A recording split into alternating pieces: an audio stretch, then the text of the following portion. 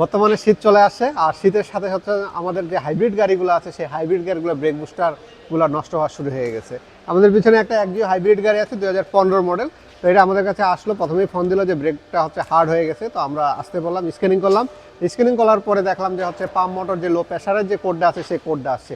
সাধারণত আমরা জানি যদি পাম্প মোটরের কোড আসে, লিকেজ কোডটা যদি না আসে তাহলে আমাদের মোটরটা লাগাইলেই হয়ে যায়। তো আমরা এই গাড়িতে হচ্ছে রিকন্ডিশন একটা মোটর লাগাচ্ছি অলরেডি, যে আমাদের হাইব্রিড গাড়ির যে মোটরটা আছে এখানে দেখতে পাচ্ছেন যে এই মোটরটা গাড়ির ছিল, এই গাড়ির মোটরটা নষ্ট হয়ে গেছে। আমাদের হাইব্রিড গাড়ির হচ্ছে ব্রেক বুস্টার নষ্ট হচ্ছে, ব্রেক বুস্টারের মোটর নষ্ট হচ্ছে, ব্যাটারি নষ্ট হচ্ছে, ইঞ্জিনের যে ওয়াটার পাম্পটা আছে সেটা নষ্ট হচ্ছে, যে ইনভার্টারটা আছে সেই ইনভার্টারটাও নষ্ট হচ্ছে। এরকম হাইব্রিড গাড়ির ছোটোখাটো যে পার্টসগুলো আছে সেগুলো হচ্ছে নষ্ট হচ্ছে। এটাই আমরা সবাই মেনে হচ্ছে গাড়িগুলো চালাচ্ছি। আর তার সাথে এসির কম্প্রেসর আছেই, যেগুলো 2012 সাল থেকে 2017 সাল পর্যন্ত যে গাড়িগুলো আসে সেই গাড়িগুলোর কিন্তু আপনার হচ্ছে এখন এসির কম্প্রেসর নষ্ট হওয়া শুরু হয়ে গেছে।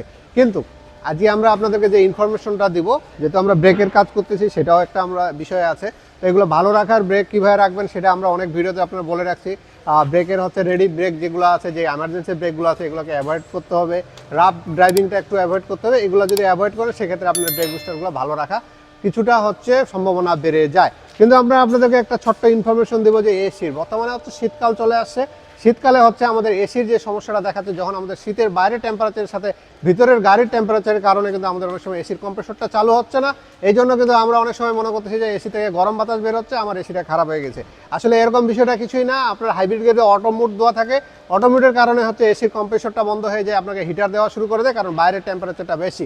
কারণ হচ্ছে আপনার গাড়ির যদি গ্লাসগুলো আছে সেগুলো যদি আপনার অটোমেটিক যদি সিস্টেমের মধ্যে না থাকে তাহলে কিন্তু গাড়ির গ্লাস পুরো ঘোলা হয়ে যাবে, আপনি গাড়ি চালাতে পারবেন না। তো এই কারণে হচ্ছে এসি নিয়ে হচ্ছে কোনো টেনশন করবেন না। এসি যারা চালাচ্ছেন হাইব্রিড গাড়ি, যদি আপনারা দেখেন যে গরম বাতাস বের হচ্ছে, অবশ্যই একটু ওয়েট করবেন যে আপনার কখন হচ্ছে আবহাওয়াটা আপনার ভিতরের টেম্পারেচারের সাথে বাইরের টেম্পারেচার মিলতেছে কি না। যদি বেশি করে হচ্ছে, বিশেষ করে হচ্ছে দুপুরবেলা আপনার এসিটা চেক করবেন খারাপ আছে না ভালো আছে, তাহলে হয়তো বা আপনাদের হচ্ছে কোনো জায়গায় গেলে হুট করে কোথাও গেছে, আমাদের মতন যিনারা হচ্ছে খুব সৎ আছে ওনারা হচ্ছে আপনাদের কাছ থেকে একটা বড় অ্যামাউন্ট নিয়ে নেবে যে কম্প্রেসর খারাপ হয়ে গেছে।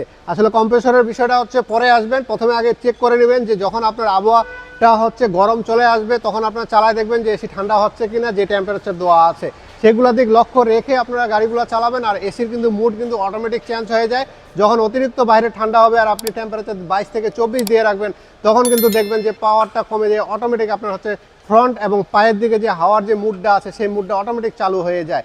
ইন্টারিয়রের যে বাতাসটা আছে সেই বাতাসটাকে রোলিং করার জন্য যে আপনার সুইচটা দেওয়া আছে এরকম বাঁকাওয়ালা, সেই সুইচটাও কিন্তু আপনার অনেক সময় বন্ধ হয়ে যায়, কারণ হচ্ছে আপনার ভিতরে গ্লাসটাকে অটো মুডে থাকার কারণে গ্লাসটা যেন না ঘেমে যায়, আপনার ভিতরে গাড়ি চালাইতে যেন সমস্যা না হয়, এই কারণে এটা অটোমেটিক এটা অ্যাক্টিভ হয়ে যায় এই হাইব্রিড গাড়িগুলো এবং লেটেস্ট মডেলের যে গাড়িগুলো আছে সেগুলোতে।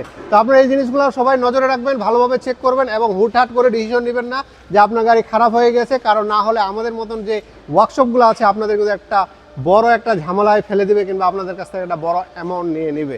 সবাই ভালো থাকবেন, আমাদের জন্য দোয়া করবেন। ধন্যবাদ।